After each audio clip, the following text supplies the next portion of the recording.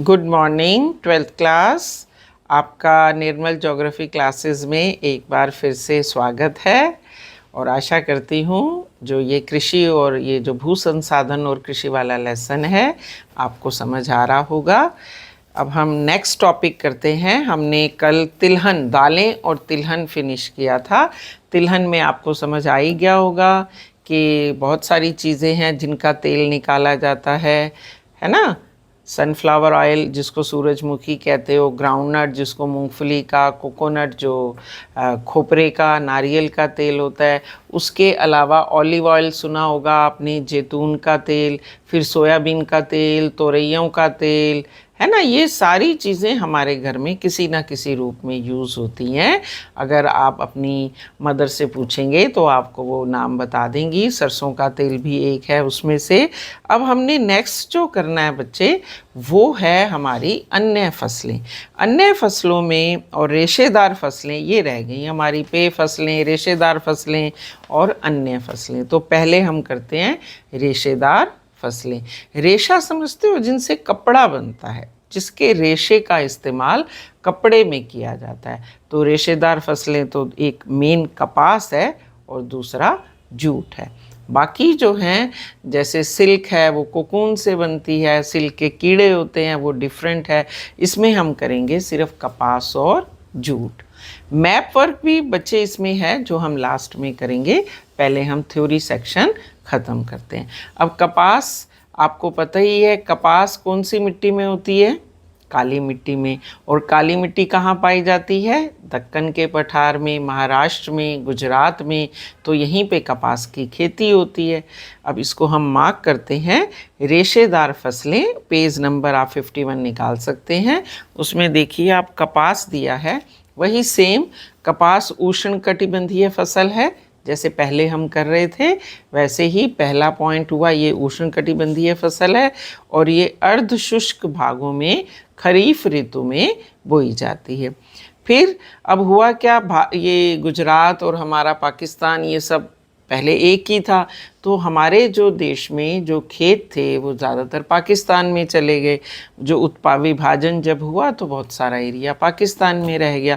उसके कारण हमारे यहाँ पर जो इंडस्ट्रीज़ थी उनको कच्चा माल नहीं मिल पाया। कपास उगेगी तभी तो इंडस्ट्रीज़ में जाएगी ना वो कपड़ा बनने के लिए। तो वही उसने बताया है कि देश विभाजन के समय भारत का बहुत बड़ा कपास उत्पादक क्षेत्र पाकिस्तान में चला गया और अब 50 वर्षों में, या अब कह लो 75 वर्ष हो गए, तो अब भारत में लगातार कपास उत्पादन में धीरे धीरे वृद्धि हो रही है। भारत में छोटे रेशे वाली और लंबे रेशे वाली, छोटा रेशा जो है वो इंडियन कॉटन कहलाती है और बड़ा रेशा अमेरिकन कॉटन कहलाती है। ये अलग अलग क्वालिटीज़ हैं। आपने सुना होगा कॉर्न, अमेरिकन कॉर्न छोटे छोटे आते हैं। तो वैसे ही ये एक क्वालिटी है अलग, लेकिन हाँ इंडिया में भी उगाई जाती है। दोनों प्रकार की कपास का उत्पादन करता है। आ गया अमेरिकन भी और इंडियन भी। अमेरिकन कपास को देश के उत्तर पश्चिमी भाग में नरमा कहा जाता है।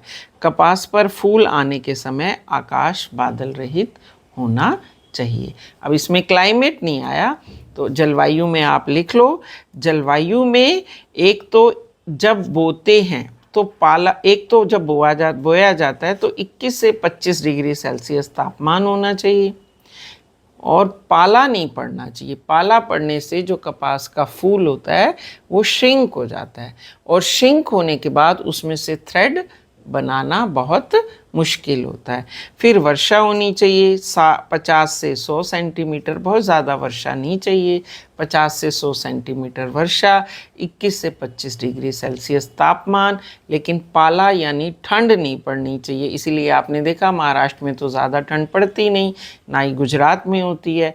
और दूसरा, धूप चमकीली होनी चाहिए और मिट्टी बताई थी मैंने, का से याद रखो, काली मिट्टी, है ना। इस तरह से जोड़ लोगे तो थोड़ा दिमाग में अच्छे से बैठ जाता है। तो का से हो गई काली मिट्टी। अब इसके बाद भारत जो है वो विश्व में कपास का उत्पादन जो है वो चीन, अमेरिका और पाकिस्तान के बाद नंबर 4 है। चौथे नंबर पे भारत आता है। हमारे से पहले चीन, अमेरिका और पाकिस्तान आते हैं। उसके बाद कपास कहाँ कहाँ उगाया जाता है? मेन 3 क्षेत्र हैं कपास के। लास्ट की 5 लाइनों में आपको ये दिया हुआ है। उत्तर पश्चिम भारत में पंजाब, हरियाणा, उत्तरी राजस्थान, पश्चिम में गुजरात और महाराष्ट्र और दक्षिण में आंध्र प्रदेश, कर्नाटक और तमिलनाडु। कपास बेस्ट क्वालिटी की जो है वो महाराष्ट्र और गुजरात में होती है। बाकी जगह भी कपास उगाई जाती है। जैसे कि मैंने पहले भी बताया आपको, हेर फेर फसलों का करने के लिए इसे उगाया जाता है और जहाँ जहाँ क्लाइमेट ऐसा होता है वहाँ पे कपास की खेती की जाती है। देश के उत्तर पश्चिमी सिंचाई सुविधा वाले भागों में कपास का उत्पादन अधिक होता है, क्योंकि उत्तर पश्चिम में सिंचाई के साधन हैं, कपास को अच्छा मिल जाता है बेनिफिट और वहाँ पे कपास की खेती की जाती है। और महाराष्ट्र जो है वो वर्षा निर्भर क्षेत्र है, वहाँ पे वर्षा अच्छी हो गई तो इसकी खेती की जाती। हो गया कपास। अब चलते हैं जूट। जूट का प्रयोग मोटे वस्त्र, जूट बोरियां बनती थी पहले जूट की, आज तक तो सब प्लास्टिक ने उनका स्थान ले लिया, लेकिन पहले गेहूं, अनाज, फल या सब्जियां ये सब बोरियों में बंद आते थे और बोरियां जो थी वो रीयूज़ हो जाती थी। अब प्लास्टिक तो आपको फेंकना पड़ता है और प्लास्टिक में सब्जियां, फल, अनाज खराब भी जल्दी हो जाता है। अब देखिए इसके लिए क्या क्या चाहिए। पहले आप क्लाइमेट नोट कर लो। जूट जो है वो कोष्ण और आर्द्र जलवायु वाला है, फसल है।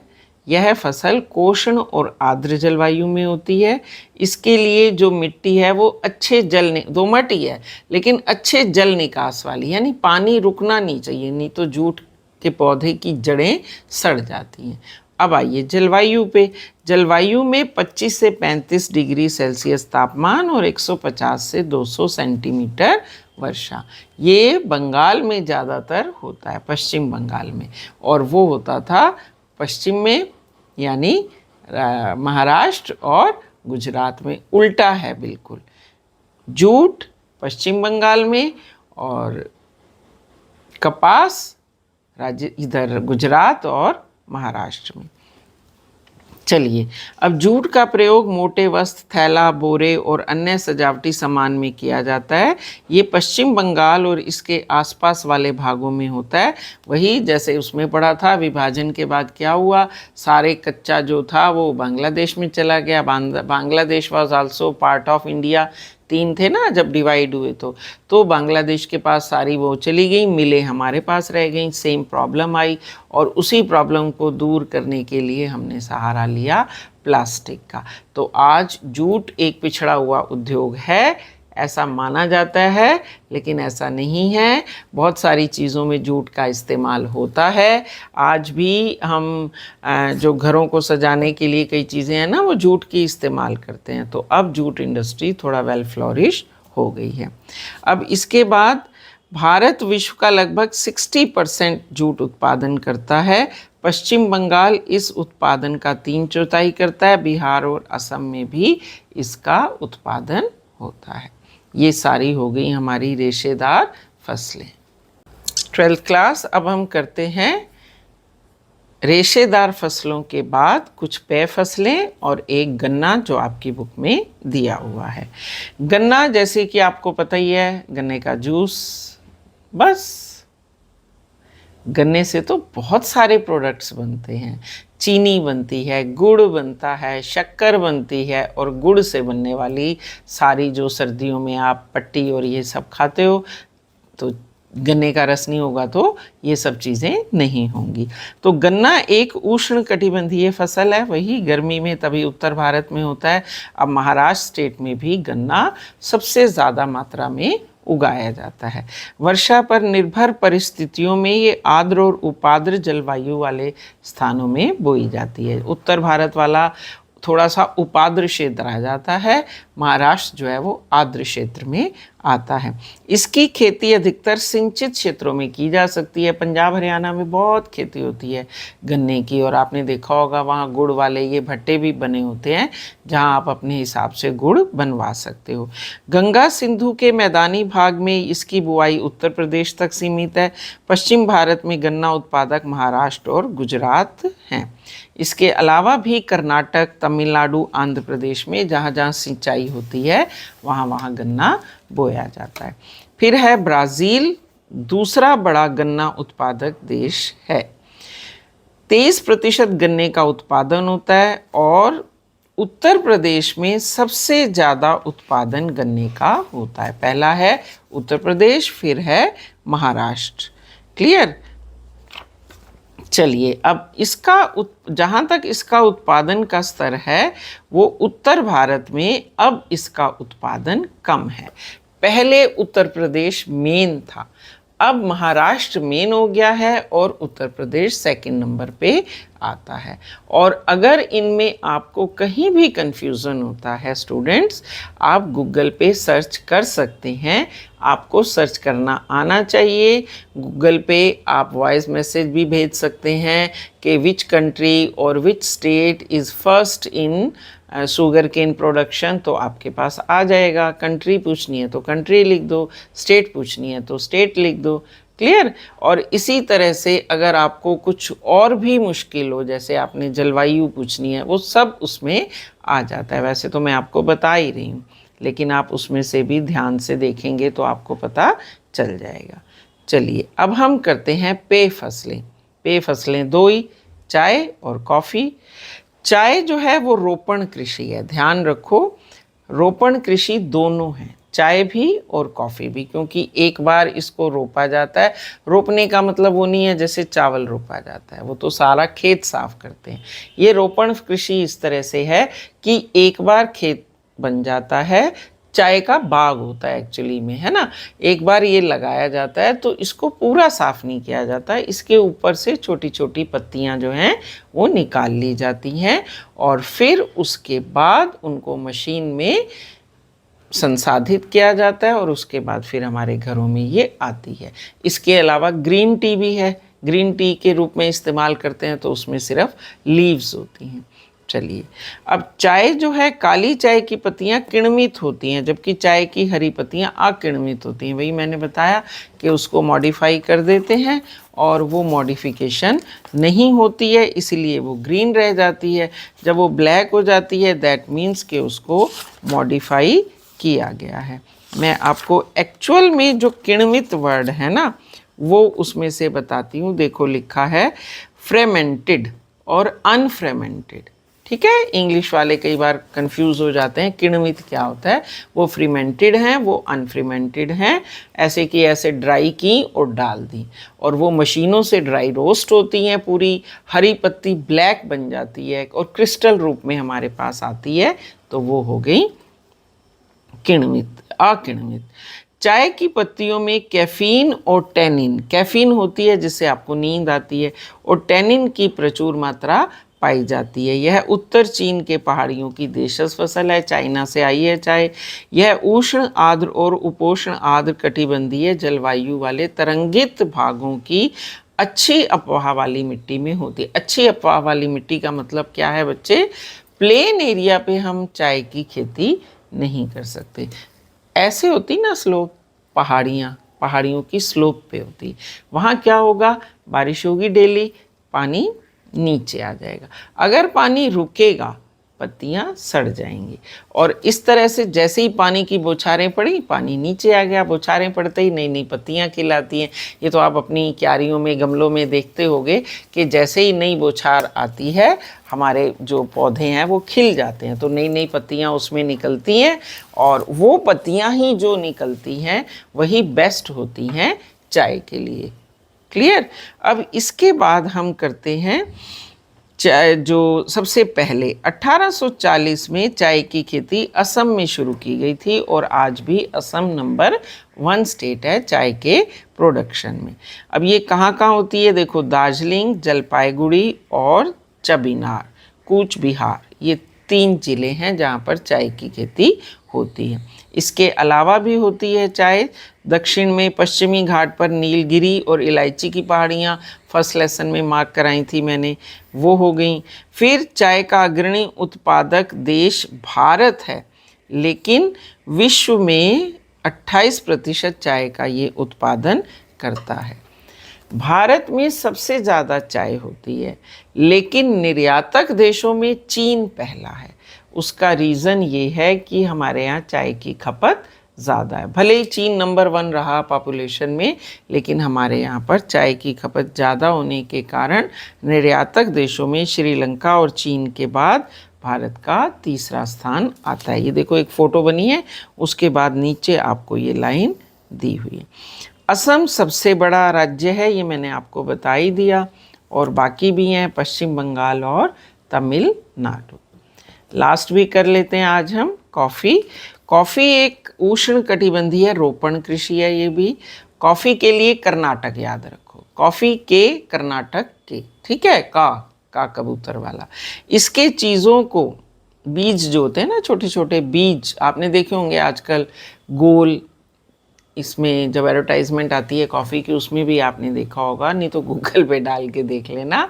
जो बीज होते हैं उनको पीसा जाता है, दरदरा, मोटा, बारीक, तो डिफरेंट क्वालिटी की कॉफ़ी बन के आती है। वैसे भी कॉफ़ी की अलग अलग किस्में होती हैं।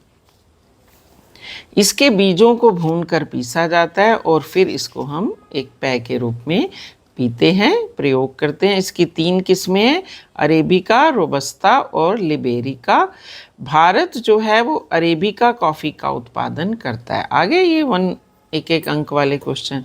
फिर विश्व में कॉफ़ी का उत्पादन जो है भारत सिर्फ 4.3% करता है।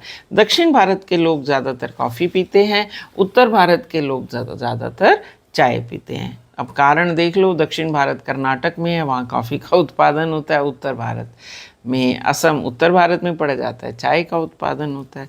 फिर इसके अलावा Brazil, Vietnam, Colombia, Mexico, Indonesia के बाद भारत 6ठे स्थान पे है।